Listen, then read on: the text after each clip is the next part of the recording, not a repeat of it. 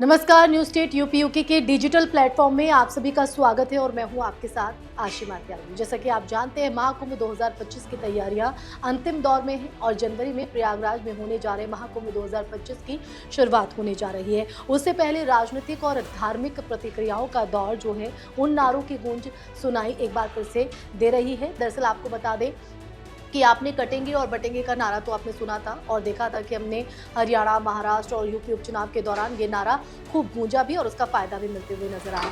लेकिन अब ये बयान क्यों चर्चाओं में है फिर से, ये मैं आपको बता दूं। दरअसल महाकुंभ 2025 की जनवरी से शुरुआत होने जा रही है प्रयागराज में, तो वहीं अब जगत गुरु रामानंदाचार्य की तरफ से पोस्टर लगाए गए हैं। इन पोस्टर को काफ़ी जो है वायरल हो रहे हैं और चर्चाओं का विषय बने हुए हैं।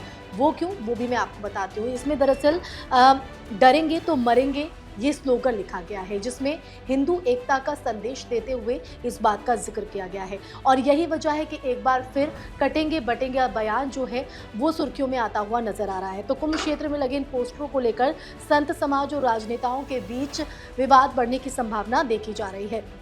तो हालांकि आपको बता दें कि जो महाकुंभ 2025 को लेकर भव्य और दिव्य बनाए जाने की कवायद तेज है, तो वहीं दूसरी तरफ जिस तरह से अब ये पोस्टर वायरल हो रहे हैं, जो बड़े बड़े बैनर यहाँ पर लगाए गए हैं, वो कहीं ना कहीं सुर्खियां बटोरते हुए नजर आ रहे हैं। क्योंकि अभी जनवरी में इसकी शुरुआत होने जा रही है और उससे पहले इस तरह से धार्मिक नारों की गूंज सुनाई पड़ना, ये जो लड़ाई है या ये नारों की गूंज कहाँ तक पहुंचेगी देखने वाली बात रहेगी। क्योंकि अब इन नारों के जरिए कहीं ना कहीं ये हो रहा है कि संत समाज और राजनेताओं के बीच जो है वो कहीं ना कहीं विवाद बढ़ने की संभावना बढ़ने लगी है। तो आपको बता दें कि जगत गुरु रामानंदाचार्य की तरफ से पोस्टर लगाए गए हैं। पोस्टरों पर उनकी तस्वीर के साथ डरेंगे तो मरेंगे लिखा हुआ है, जैसा कि आप अपनी स्क्रीन पर देख रहे हैं। महाकुंभ क्षेत्र के कई हिस्सों में ये पोस्टर देखने को मिले हैं। इससे पहले 2019 के कुंभ में भी रामानंदाचार्य ने राम मंदिर मुद्दे से जुड़े पोस्टर लगवाए थे, जो काफी चर्चा में देखे गए थे। तो ऐसा कोई पहला मौका नहीं है कि उनकी तरफ से इस तरह के पोस्टर लगाए गए हैं।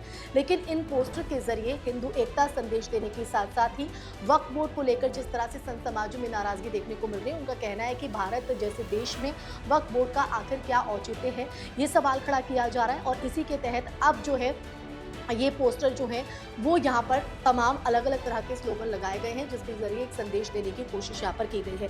तो हालांकि आपको बता दें कि मुख्यमंत्री योगी आदित्यनाथ की तरफ से भी कटेंगे तो बटेंगे का जो नारा है वो यहाँ पर दिया गया था और उन्होंने कहा था कि एक रहेंगे तो सेफ रहेंगे। पीएम मोदी ने भी इस नारे को समर्थन देते हुए ये बात कही थी। तो जैसे नारों ने सियासी हलचल जो है हमने देखी थी और डरेंगे तो मरेंगे नारों के साथ ये मुद्दा एक बार फिर से गर्माता हुआ नजर आ रहा है। तो संतों के बीच ये मुद्दा अब कहीं ना कहीं गर्म होता हुआ नजर आएगा। वो क्यों, मैं आपको बता दूं कि महाकुंभ के दौरान संतों के बीच ये नारा चर्चा का केंद्र बन सकता है।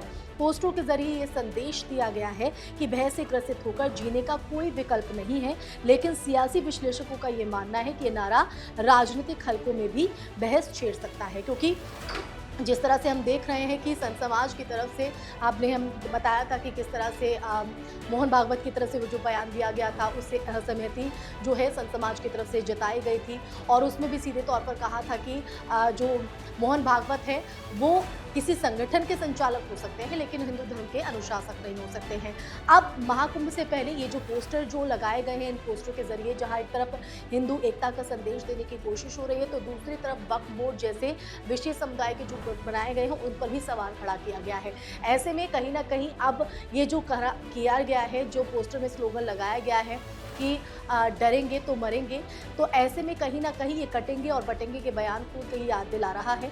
लेकिन अब राजनीतिक हलकों में और संत समाज और राजनीतिक गलियारों की अगर बात करें तो किस तरह से ये नारा आगे की गूंज जो है इसकी सुनाई पड़ सकती है, देखने वाली बात रहेगी। साथ ही साथ राजनीतिक विश्लेषकों की अगर बात करें तो उनकी तरफ से ये भी कहा जा रहा है कि इस नारे के जरिए हिंदुत्व जो एजेंडा है उसे भी कहीं ना कहीं साधने की कोशिश हो रही है। क्योंकि जब जब भगवादारों की तरफ से इस तरह के मुद्दे उठाए जाते हैं, इस तरह की चीज़ें होती हैं, तो उसका कहीं ना कहीं बहुत ही अपने आप में महत्व होता है और हर एक सनातनी के जहन में ये एक जगह भी बना लेता है। अब ऐसे में ये जो स्लोगन लगाया गया है, डरेंगे तो मरेंगे, आखिर ये कहाँ तक इसका संदेश जाता है और किस तरह से राजनीतिक गलियारों में इसको लिया जाता है, और जो क्या इन नारों की गूंज के साथ संत समाज और राजनीतिक हकों में विवाद देखने को मिल सकता है, ये भी देखने वाली बात रहेगी। इसी के साथ इस टॉपिक में यही विराम लगाएंगे, फिर हाजिर होंगे एक नए टॉपिक के साथ। नमस्कार। न्यूज नेशन अब व्हाट्सएप पर खबरों के ताजा अपडेट के लिए